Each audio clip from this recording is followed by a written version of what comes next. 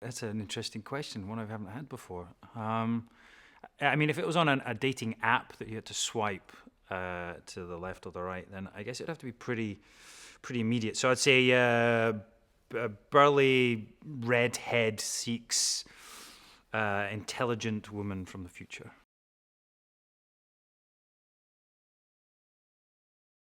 I love filming in Scotland. It's is where I was born and brought up, and the show is obviously about Scotland. We have a lot of the culture and the history of Scotland in the show. And for me to come back here and to be filming something that's very close to my heart has been a real treat. And over the course of 3 years, I've got to really rediscover what it is to be Scottish. And my passion for Scotland, and then to see also how the industry here has really supported the show. We have a great studios set up here, and a vast array of talented crew and production craftspeople that build the sets, etc. So, yeah, it's a real celebration of Scotland.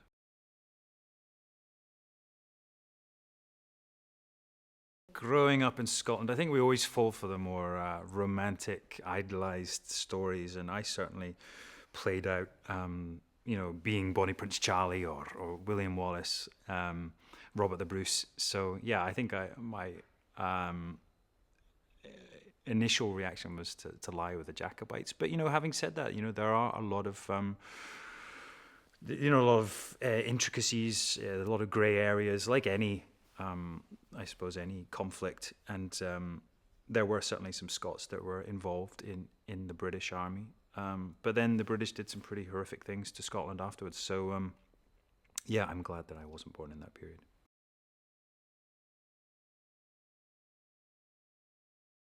Playing Jamie Fraser's been a great challenge from the first season.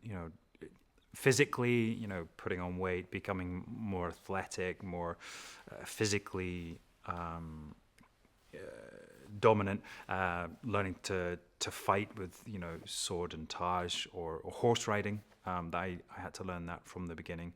I had done other films and TV shows where I had to ride horses, but I was a big liar, like most actors are when they walk into the audition. They tell them that they were born and raised in a stables, and then actually have no idea which end of a horse to sit on. But during the show, I've got to learn to ride horses, and that's been terrific. Speaking Gaelic in the first season, especially, we had to learn a lot of Gaelic and French in season two. So yeah, there've been many challenges, and I think that's what the great thing about this show is that there's constantly a new skill to learn and a new challenge each episode.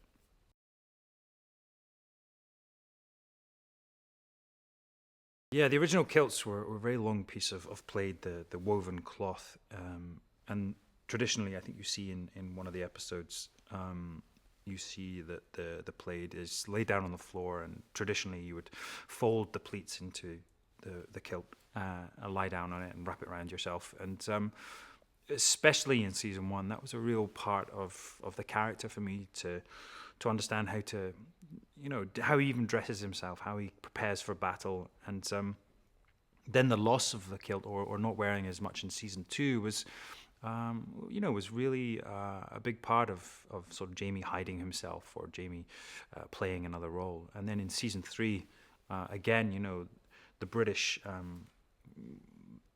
they banned the use of tartan, of speaking of Gaelic, of the Scottish culture. And obviously, Jamie is a convict and also on the run from the British. So it's sort of part of his identity that he loses.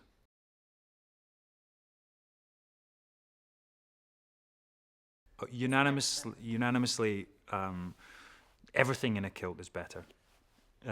Whether it's drinking in a bar or riding a horse or fighting.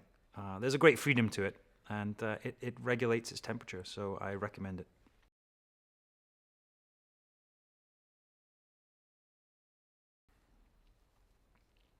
Yeah, season three is a real interesting journey. It's especially for my character.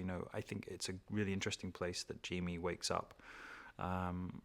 on the battlefield and expected to die. And at first, he does not know whether he's in heaven or hell. And from that point onwards, there's a real discovery of who Jamie is. He becomes a shadow of himself. He is trying not to be Jamie Alexander, Malcolm Mackenzie Fraser. He's trying to be everyone but that. So it's a great journey for me as an actor. The story is remarkably different to the other seasons, and I think again that's the great joy of our show, that it takes you on this beautiful journey.